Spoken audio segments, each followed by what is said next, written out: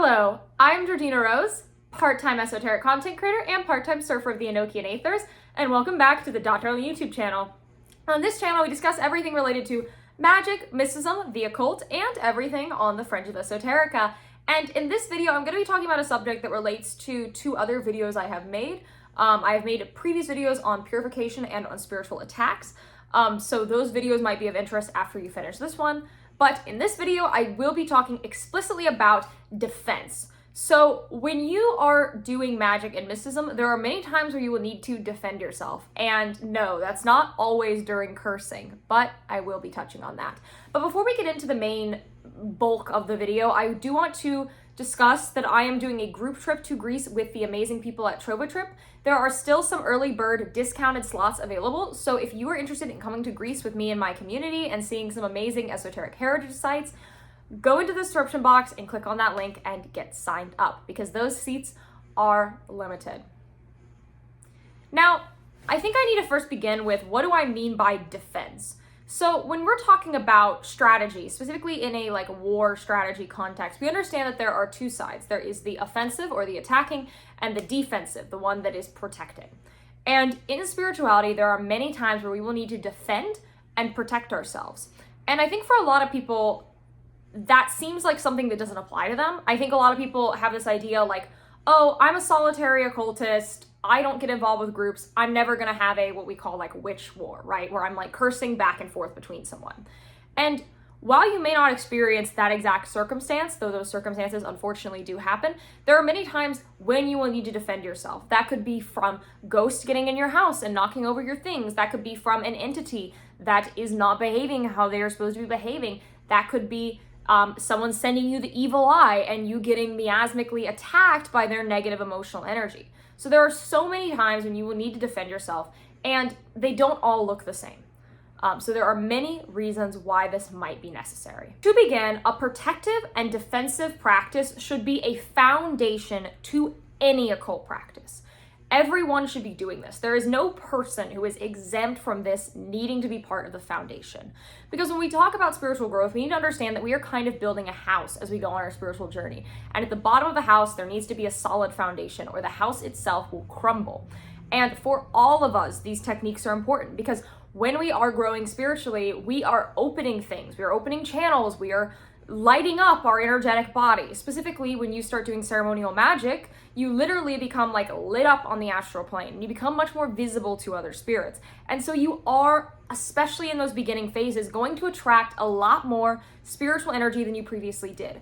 I noticed when I was a new practitioner, I had a bunch of weird ghost happenings going on, and now as a more experienced practitioner, I know how to deal with that. And that's not a problem. And that's because I engage in spiritual self-defense and protection.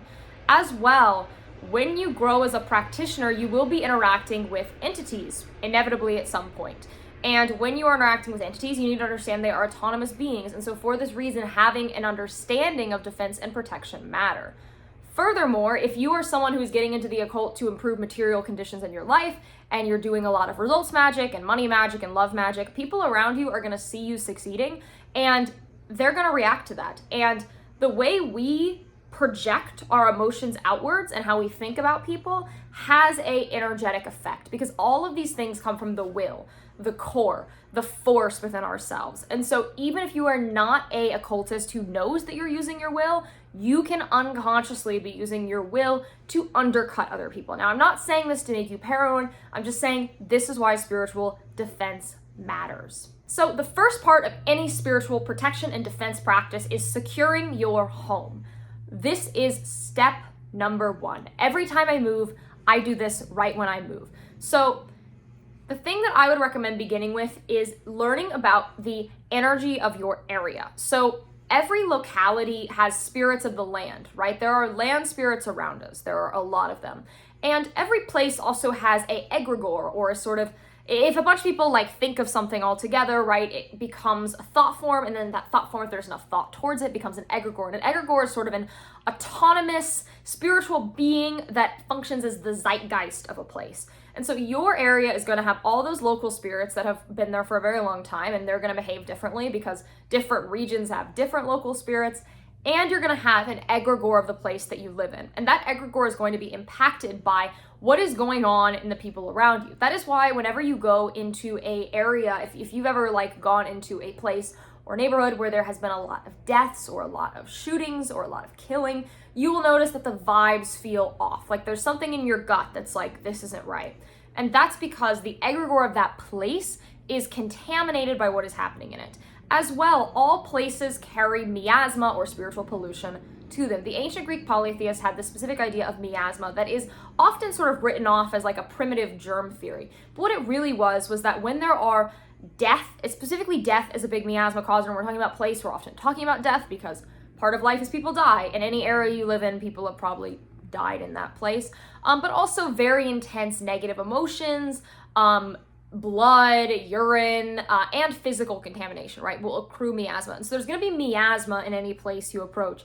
And miasma has a contaminating quality. And so if you are surrounded by miasma, it will get into you. This is why like the most basic self-help advice is to either make your bed in the morning or keep your room clean. That's because you are eradicating miasma. You might not be thinking about it like that, but that's what you're doing. And so the first thing you should do is clear out your home and your apartment or anything. That should be step number one. You should go and do a purification ritual throughout your entire home. This could be smoke cleansing, this could be a floor wash, this could be doing like exorcism type rituals, this could be banishing in every single room. There are so many options and every tradition has their own. And then once you've kind of bleached your place, think of it as spiritual bleach to get all that miasma gone. I do also recommend doing a cleaning process during this, as I think that physical representation adds a sort of sympathetic magic style layer of correspondence to it. After that, I recommend going out and trying to make peace or interface with the local spirits well, because local spirits have a big impact on any spiritual or paranormal activity that is coming into your home. Depending on your region, the spirits of your area are not going to be the same, right? Spirits of your area include local spirits. If you're in specific areas, that could be jinn. You could have fae, depending on where you are, right? There's a lot of different spirits and a lot of different things going on. So I really recommend looking into the regional folklore and mythology of the place you live in and seeing who are my spiritual neighbors. Now, how you make peace with the spirits in your area is going to really, really vary. For some, you just need to seem like I live in the Appalachian Mountains, right? And here in Appalachia, the general superstition is that there are these kind of spirits in the woods that are very fearsome and they sort of feed off your fear. And so to make peace with them, you have to show them that you are someone who is worthy of respect. And so being unafraid of them, being willing to like banish right in front of them, right, that is how you can win their favor. But with other types of local spirits, specifically things that are more like house spirits, giving them an offering could be an option instead. So consider what's going on in your area, because there are some spirits who an offering is the way to do it, and others just show your vibes and they will probably be fine. But just think about that. And then I recommend doing an actual protection working for your home. A very common folk tradition from Europe is called the witch's bottle, where basically you take a bottle and often you urinate into the bottle and you put stakes and knives and thorns and all sorts of things in this bottle, and then you bury that in your yard. And that functions as a protection force. There are also certain things that are done with like railroad spokes. There's a lot of folk magic traditions that relate to these ideas. Now, if you're more of a theurgist like me, you're more of a ceremonial magic person, the way you can protect your home is by, there's a few options. You could go a chaos magic style, modern ceremonial magic approach and create a whole thought form or even servitor. And a servitor is a generated spirit that you create in ritual to kind of protect your home. Or you could call up deities like Vesta or Hestia, these kind of hearth goddesses, and have them bless your home and mark it as purified. There's a lot of options for how you can do this depending on your tradition. Now that we've cleared out your house, let's talk about what we can do for ourselves to build up our own spiritual strength. Because spirituality, especially things like the body of light or the astral body or the spiritual body, whatever you want to call it, is kind of like something that you build up, right? There is a theory in Thelema that the body of light does not exist until you do ritual. I strongly disagree with this. I believe everyone has a body of light inherently connected to them, but just like going to the gym, you can make your body of light swole, right? You can work out your body of light with consistent energy work and ritual and it become more prominent.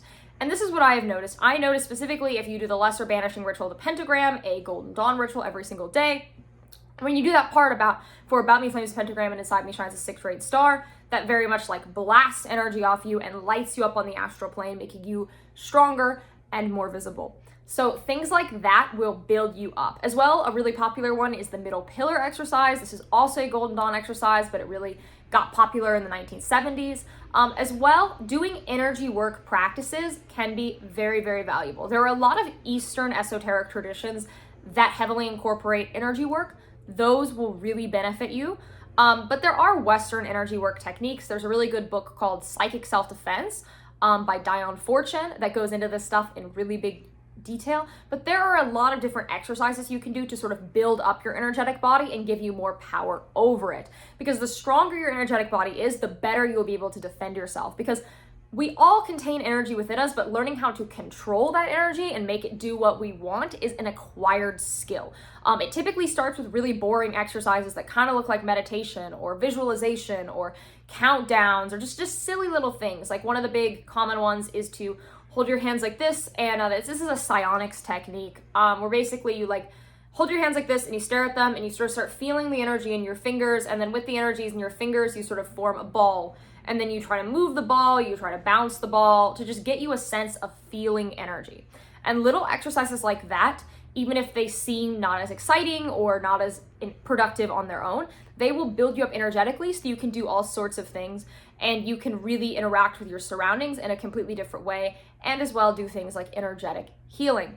Now, once you've built up your body of light a bit, a common technique that is used as a protection technique is what's called shielding. Now, there's a similar idea called warding. These are kind of the same thing in practice. I know someone will get all semantics about it, but basically it's the idea of like visualizing shields around you. So you'll lay down to start doing energy work, you'll get into that energy work state, and then you'll visualize like a wall coming around you, and this wall will be metaphysically locked to protect you from incoming negative energy or spiritual attacks. This is a really great and simple technique. You can also put these wards up around your house or around your ritual space.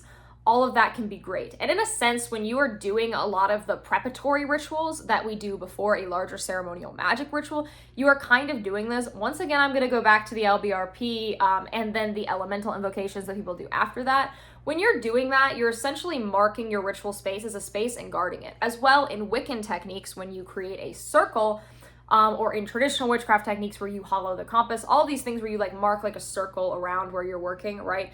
That is in a sense creating a kind of shield and barrier. Specifically when it comes to evocation, which is taking a god form into you and then using that god form to command a lesser spirit to basically follow your will. When you're doing that, you always have to have a circle around you, and you have to create that circle via ritual before you start evoking, and that is a protection-based technique, right? That calling things outwards is to protect you. And so understanding how to like create a circle of protection, a circle of safety, a circle of metaphysical protection around you, which is fundamentally kind of an energy work technique, is very important in understanding defensive magic. Furthermore, when it comes to actual things that are attacking you, I do want to start getting into that now. Your first mechanism of defense is always going to be purification, banishing, self-exorcism. So purification, that is going to be your monthly purification rituals. Banishing, that's going to be your daily LBRP or similar ritual. And self-exorcism is a term that kind of freaks people out because they picture like The Exorcist and like someone saying the power of Christ compels you. That's not what they look like. Exorcism far predates Christianity. It appears in every single religion. And many of the older exorcisms were not done by a priest where you're like held down. No. It is a self-exorcism. So you specifically, I look to the headless ritual because that is a exorcism from the Greek magical papyri. It has been adapted into other rituals for other purposes, and now it's kind of like the Swiss Army knife of occultism. But the original form of it was a exorcism, and doing that very regularly can be incredibly helpful because that is really casting everything out of you. And so when people attack you spiritually, right, what is actually happening? Or when spirits attack you spiritually, right, they're penetrating your body of light with attacks. And so clearing everything out of your body of light consistently is going to really matter, right? Like if you went into war and you hadn't showered in 2 months, you're much more likely to get hurt and then get an infection and die, right? For this reason, I think of this stuff as spiritual hygiene, right? It's cleaning you out. And I also want to be clear, it is not offensive to spirits that you work with and have a patronage style relationship with to be banishing and purifying. In fact, they will respect you more for it. So throw that fear aside. Now, if you are getting attacked by practitioners, the way that you should defend yourself is first, discern that you are actually being attacked by a spiritual practitioner. I have so many people come to me who tell me they've been cursed, and then I do divination on it, and I'm like, no, you've not been cursed, you've got another spiritual problem. So the first thing you need to do is actually figure out if you've been attacked by someone, and then consider who would this be coming from, right? Because if you are not like in an occult scene, you probably are not being spiritually attacked. But if you are in an occult scene, like maybe you're in your local OTO, or you're in some Gardnerian Wiccan coven, or you're in some Alcatraz style organization, right? And you're interacting with practitioners a lot, think about who'd be mad at you, right? People don't like just curse people all the time because it is miasma accruing, it's negatively karmic, it's hard, it's a lot of work. So think about who would be mad at you enough to actually try to curse you. And then I really recommend looking at what spirits the person who cursed you works with, venerates, and is connected to, because that can give you insight into their technique and what they're doing, right? And when you know what they're doing, you have more knowledge on how to actually fight it. One specific technique I learned that I found so interesting is if someone who's into ceremonial magic is cursing you, if you know who their patron is, right? If you know the specific spirit this person works with, or you know what spirit is probably cursing you, to call up that spirit and essentially bargain with them. That is a great technique. Now, if you don't know what you've been attacked with, but you know for sure, you've done the divination, you think you know who did it, your responses are kind of 3 options in increasing severity. So the least severe would be just to exorcise yourself and get that curse off you. Now, the second one is called a return to sender or a reversal.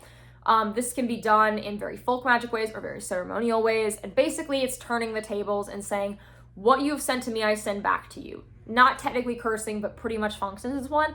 And that will wipe the curse off you. This is very, very common in magical combat that I've seen.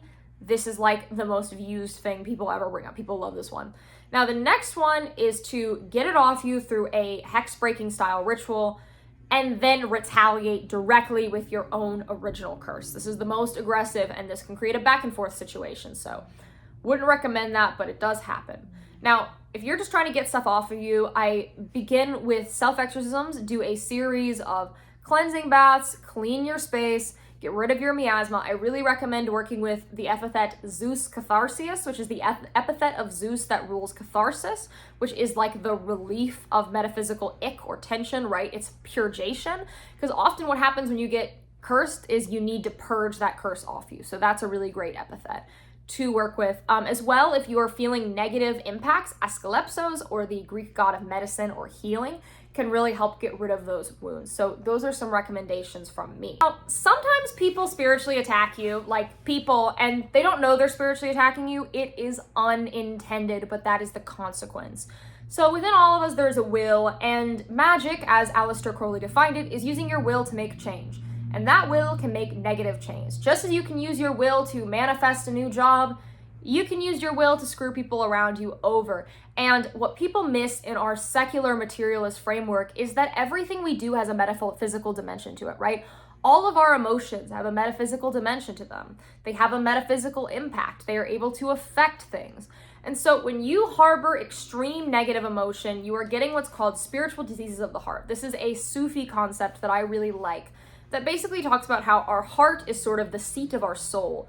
And when we go against the Godhead and we feel these negative things, they are polluting, right? It's very similar to miasma, but it puts it in a disease context that I really like. And it argues that the way to get rid of the diseases is to unite with the Godhead and turn towards God. So most people are not doing any of that, okay? Most people are like spiritually rank, they're like lepers, and they're super spiritually diseased. And so particularly the one that is most feared is envy. We often see envy as a good thing in the modern world. Like, people love to flex on Instagram and make people jealous. Stupid. No, don't do that. No, because people will envy you. Envy is corruptive. There's a reason why every religion is written about it, and why you can see in cultures all around the world people with those blue Nazar amulets. I really recommend a Nazar. I like them. Basically what they are like kind of catchers for the maleficia being thrown your way through emotions like envy. And so it captures it in this, and then when it breaks or you lose it, you need to replace it, because that has meant it has consumed so much envy that it has shattered. So really recommend things like that. There are other talismans and amulets you can make. that can protect you. But I mean, the Nazar is a classic for a reason. As well, other emotions like resentment or rage can cause negative metaphysical impacts on you. For those, you can create your own talisman or sigil or amulet that can do the same thing as the evil eye. Now, the very last type of spiritual attack is if a spirit itself decides to attack you, right? What you're gonna do, exorcism. Straight to the exorcism, skip to it, right to that. The second a spirit has even given you a headache, specifically a third eye, this thing. You feel intense, sharp shooting pain right here, that is a spiritual attack. Now, that does not mean if you have a headache there, you've been spiritually attacked, but I mean if you are out in the woods and you're feeling a weird vibe and you see some deer and that deer looks like a not deer, that thing is not human, that is not real, and then you suddenly get a pain right here that doesn't exactly feel like a headache, that is a spiritual attack. And in that case, straight to the headless ritual. Do that thing like 5 times. Like, I mean, literally, like, repeatedly do it until you feel normal. There are other good techniques like ruqyas from the Islamicate world. I really like those. I find those very effective, and those you can even just listen to a track of it, and that can kind of get that off of you. So immediately straight to that. Like, don't waste your time, because you don't want those spiritual attacks to fester and grow. Now, if there's a spirit in your house who's causing you problems, like the ghost who knocks over your books, just banish. Most of those spirits are what my friend Dave likes to call shit tears, or low power spirits that can't really do that much. Honestly, an LBRP will kick them out. You could even like salt your doorways, which is like the most basic occult technique ever, and that'll probably fix it. But those, just banish them. You don't need to go that complicated with them. If they are making it past that, they are a bigger spirit, and in that case, go straight to divination to find your next move. So that's all I have to say about spiritual defense and protection. It's a broad idea in magic, and there's a technique for everyone.